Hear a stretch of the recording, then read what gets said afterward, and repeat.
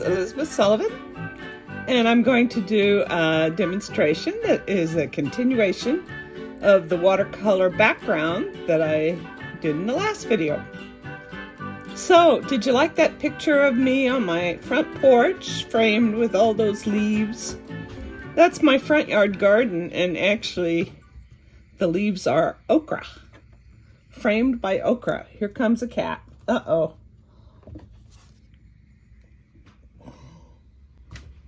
Okay, so this is the background, and I've already drawn one of the horses on here using a watercolor pen. This is a Staedtler Mars Graphic 3000 Duo. Whatever. It's my favorite watercolor pen, but there are lots of watercolor pens, and they're all usable. So, if you want to draw something on your background, I'm going to do horses. I suggest you sketch it until you have it like you want it on your painting, and then you just draw it in with a watercolor pen, like so. Well, I'm going to put one over here first. Okay.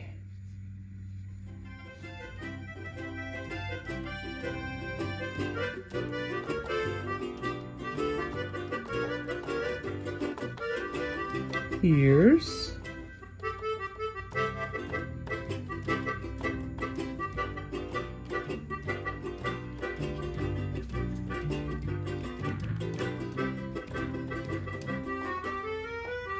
I'm not putting the manes and tails in.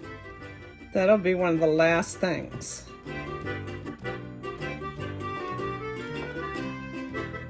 Just kind of doing a little outline of how I want the horses.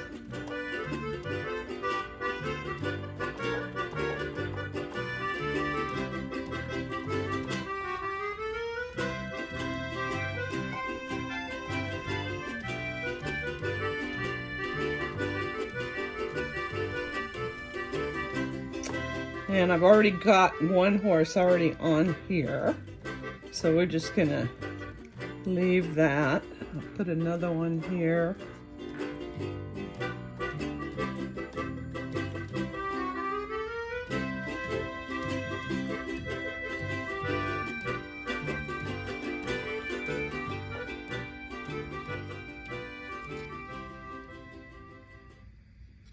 And using watercolor pens, it doesn't matter too much if you get a line wrong, because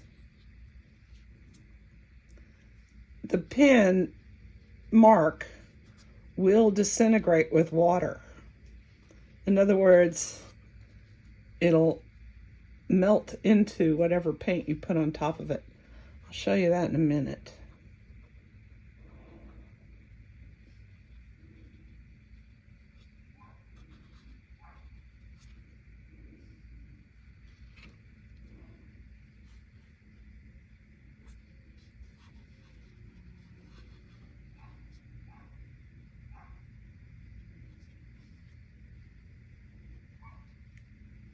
So I sometimes use the black of the pen for a kind of shading, because it'll melt into the watercolor that you put on top and make it a darker color.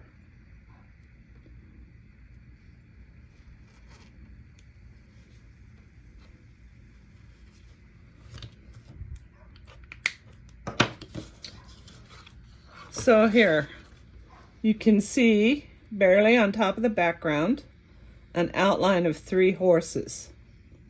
The next thing I'm going to do is I intend to paint the horse in the foreground turquoise. I'm using Lucas Cobalt Turquoise.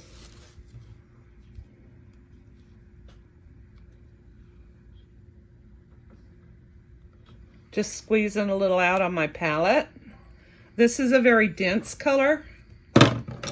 It's just the way it is. I'm going to use some clean water that I have over here on the side.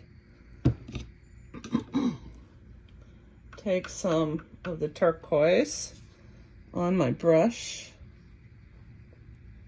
and paint in that horse.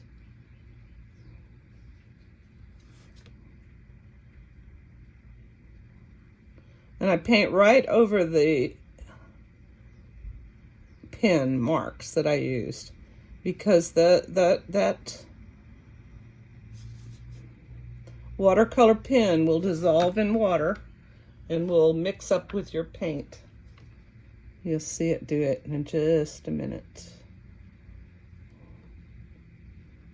I paint right over some of it.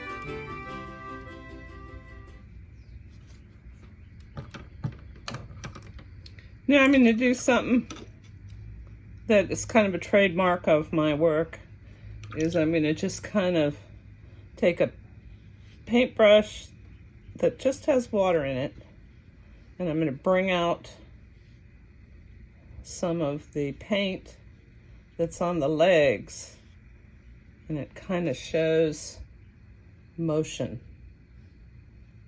Almost like cartoon, but whatever.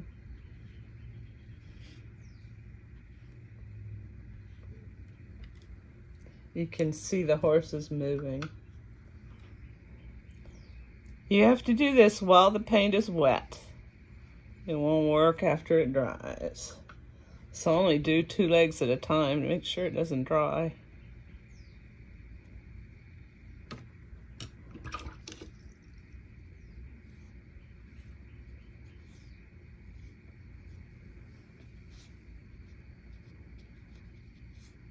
So there's no hard line on the back of the legs.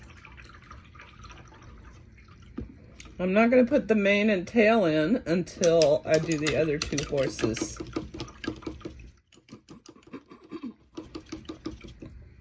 I think I'm going to paint the lead horse sepia. This is Lucas sepia watercolor. I like Lucas watercolor. There's lots of good watercolors. I like Lucas because it comes in big tubes. Nothing I hate more than running out of watercolor. Okay. Oops, there's cat hair in there on my palette. I'm just putting some of the paint on the palette.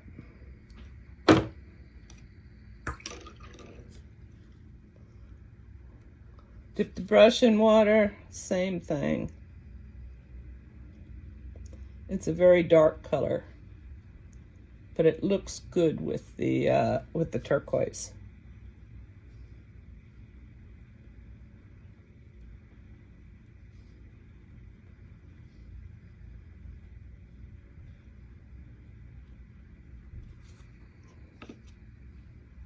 I got it on pretty thick there.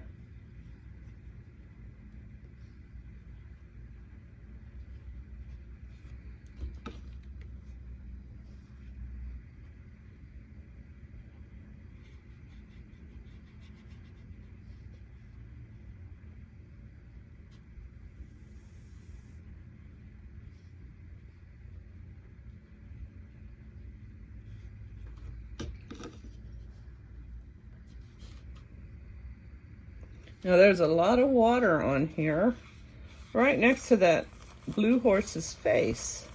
I imagine what that is when I put my brush across, I dripped a drip right there. I'm gonna soak it up. I might have to put a little more blue paint on there.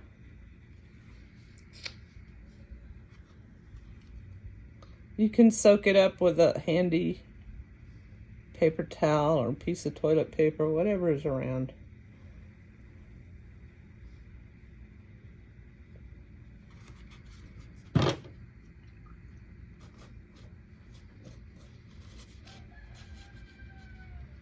Uh-oh. I just noticed you can barely see what I'm doing. Okay, here comes the finish.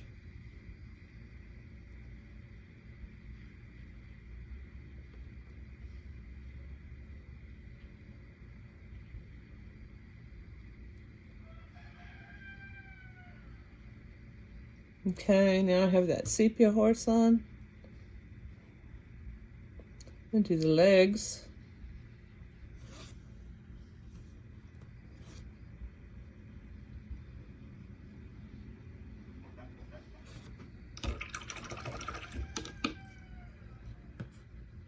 And pull the paint out of the leg because this horse is running.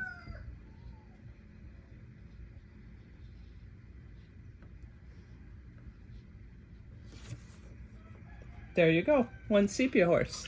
I'm going to quickly fix the nose of the turquoise horse where the paint was running. Oh, look there, it's running some more. That's okay, we don't care. It ran into the sepia, but that'll be fine. It'll look good. All right, now I have a third horse here, up here. And I have to choose a color for that horse.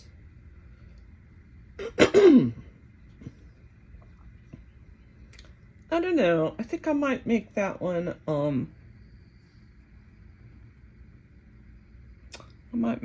sepia also. Two dark horses and a light one. Okay. Take some more of my sepia. No, actually, I don't want to make that one sepia.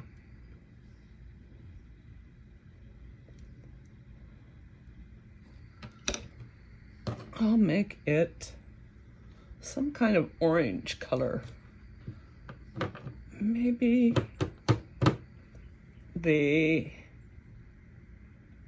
English red light. We're going to try this one.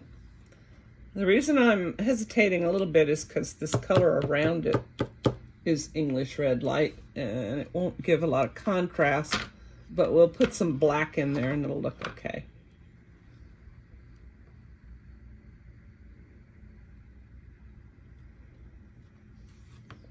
Okay.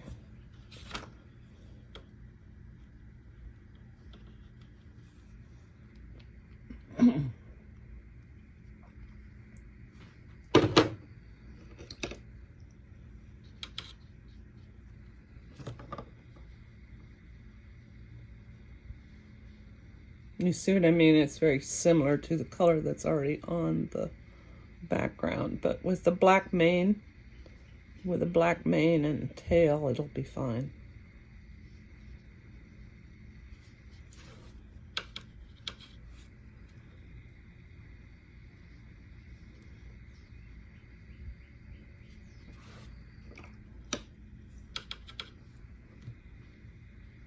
I'm just adding water and paint to the brush.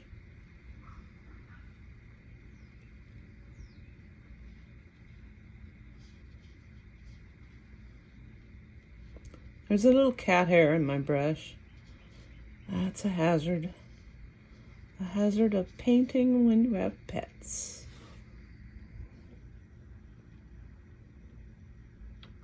Especially cats, because, you know, you can train a dog not to get near your painting supplies, but a cat, just the moment your back is turned, they're going to be up on the table, sleeping on your palette.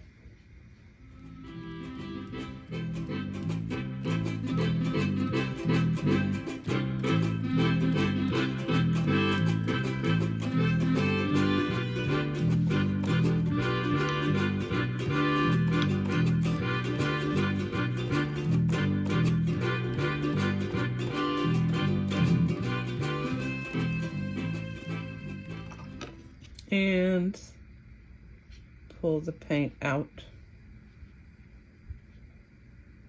to add a little motion there.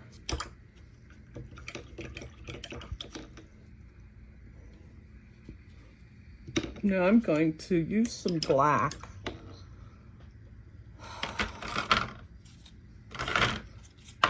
Add that to my palette to do some accents and kind of mush the paint together. I know mush is probably not the right word. There's probably some technical word, but once you get to be a competent painter, mush is a good enough word.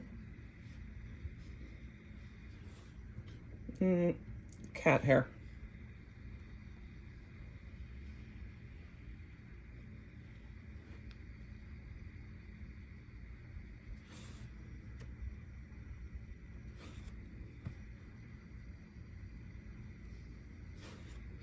I'm just going to put some marks, and you'll see what I mean by mush. Okay, so that is the black I want on that horse. Maybe a little bit more. And then I'm going to mush it by putting turquoise on top of it.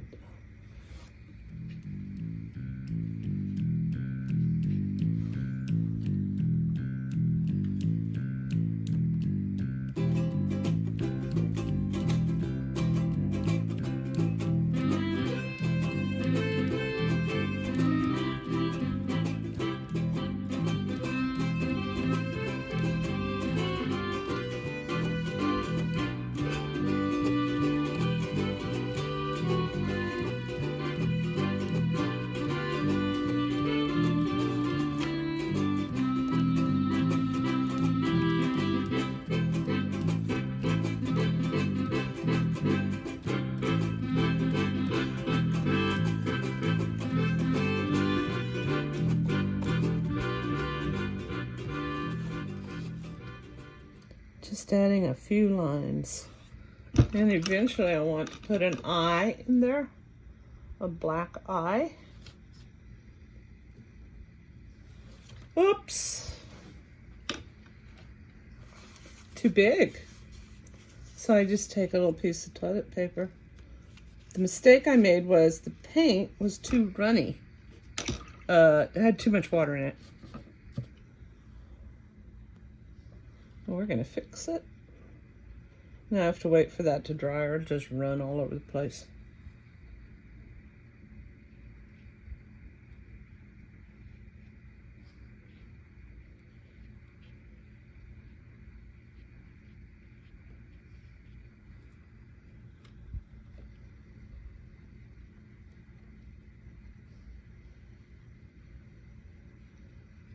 Now on the darker horse, it's harder to put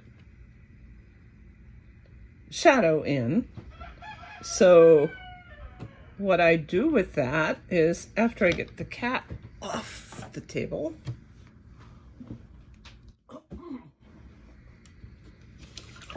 is I lift paint off. And you take a damp brush and you go like this,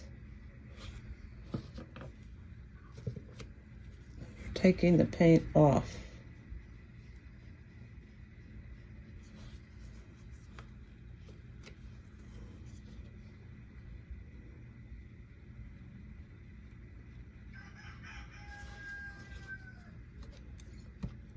The light part comes forward.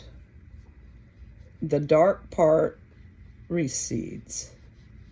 So I'm trying to put some lighter places on the part of the painting that I want to come to the fore.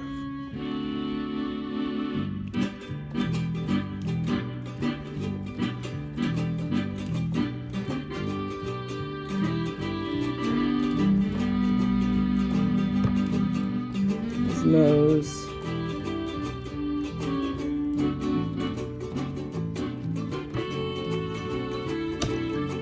Then I take a damp brush and I kind of smooth it over so it's not so obvious that I lifted paint off there.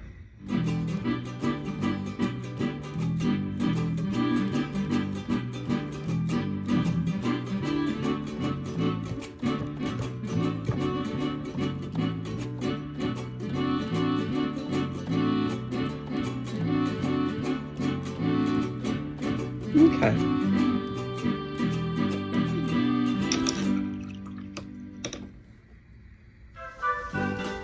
Here's the finished painting, folks. Watch my next video to figure out how to get it to this point.